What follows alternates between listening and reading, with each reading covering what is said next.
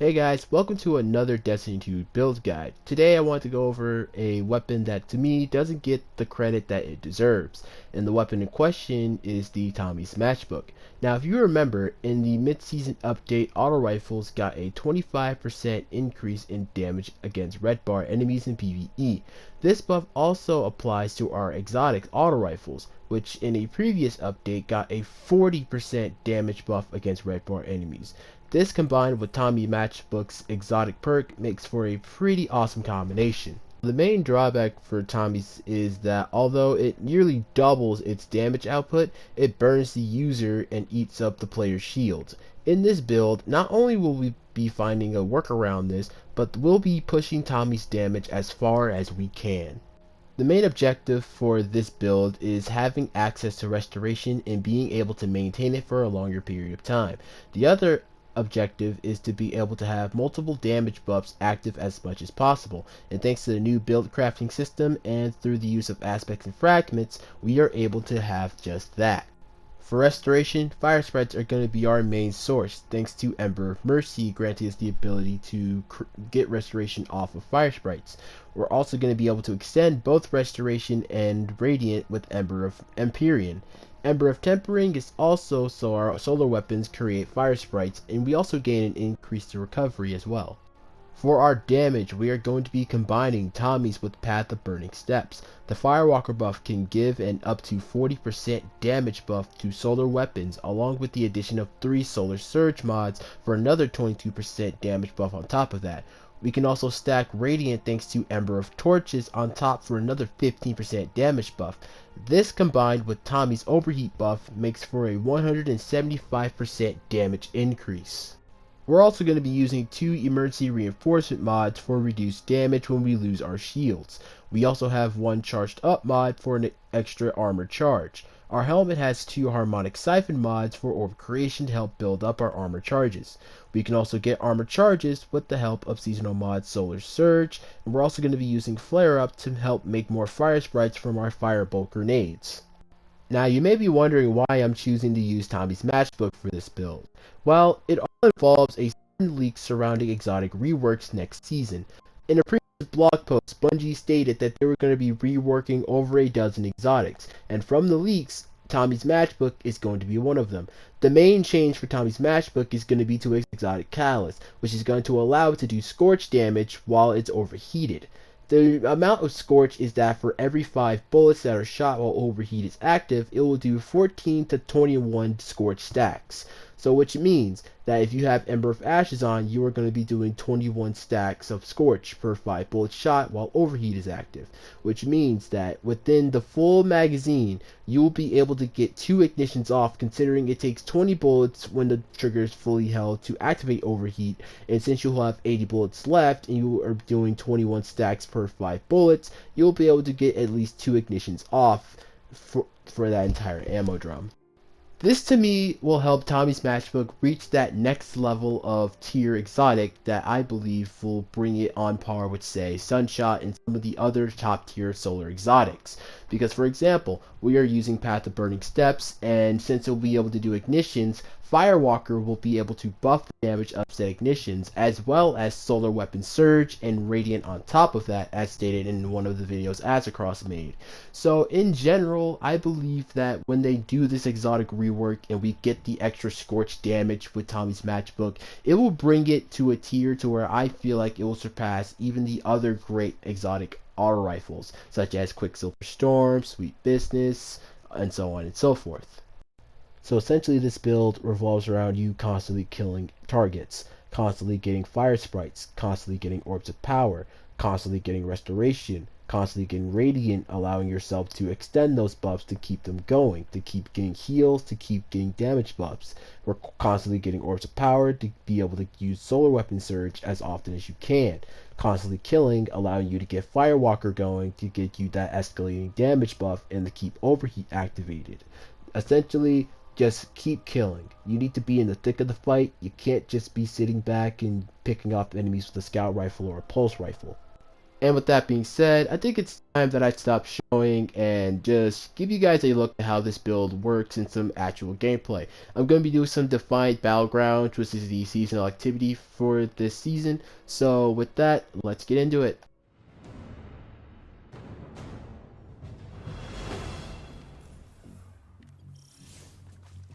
We've spotted increased activity near the newest pyramid installation in the Cosmodrome. If history's any guide, they'll be transferring prisoners there. 50-50, it's a trap. But that's never stopped you before, has it, Guardian?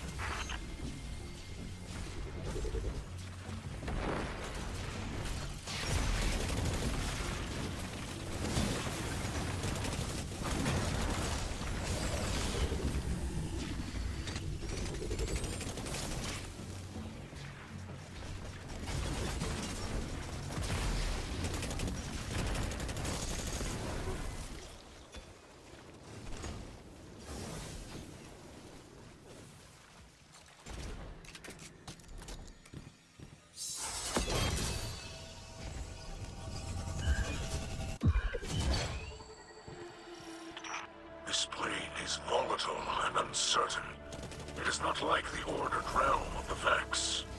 Yeah, the VexNet is colorful, cold, calculated. You can feel the zeros and ones, but the Ascendant plane is more like fluid. It has ebbs and flows, it's emotional. That is the way of the darkness.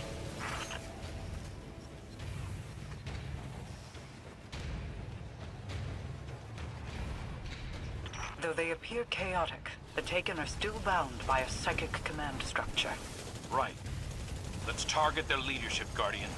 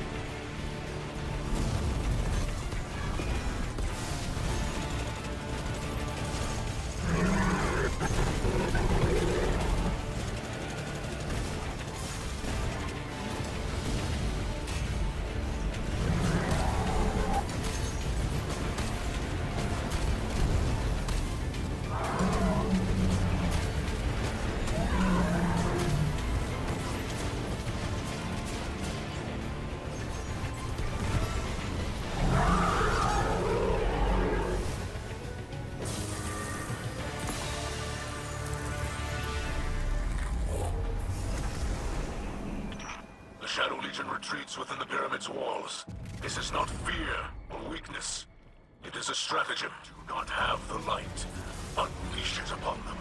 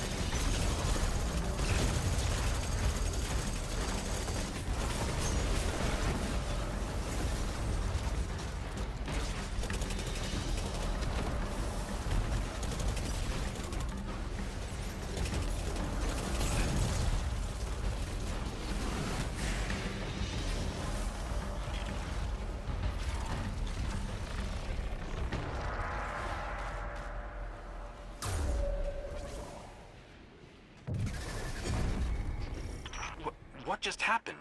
Did that Scion boot the Guardian out? Captives are nearby. We're ready to transmat them out once the Shadow Legion are dealt with. Use the balefires to spread your light and to consecrate the essences of defeated Taken.